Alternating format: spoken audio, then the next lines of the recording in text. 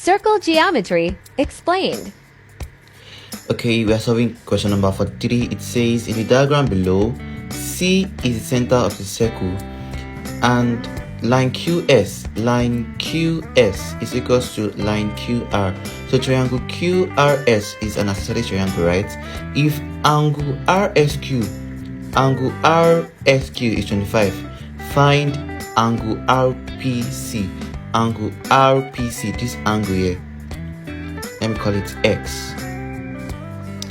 Looking at this triangle RPQ, from circle theorem, which says the angle in a semicircle is at 90 degrees.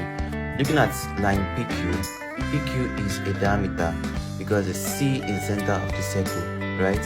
So the angle in the diameter PQ would be what? Would be 90 degrees. That's the good theorem, 90 degrees. So we are just to find this angle here. Let's find this angle here. So we just use the sum of angle in the triangle to find X. So how do you find this angle here? Remember, this is an isosceles triangle, right? So the base angles of an isosceles triangle are equal. So this is 25. This would also be 25 degrees. Now remember, the exterior angle of a triangle is equal to the sum of the opposite interior angle. So that's 25 plus 25, this is 50 degrees. Okay, so now we can find X.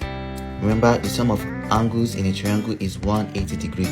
So 90 plus 50 is 140. So to get X, you take 140 from 180, which is X. So X equals to what? 180 minus 140, and that's 40. That's option C. Please like and follow for more. Share with your friends too. Thank you very much.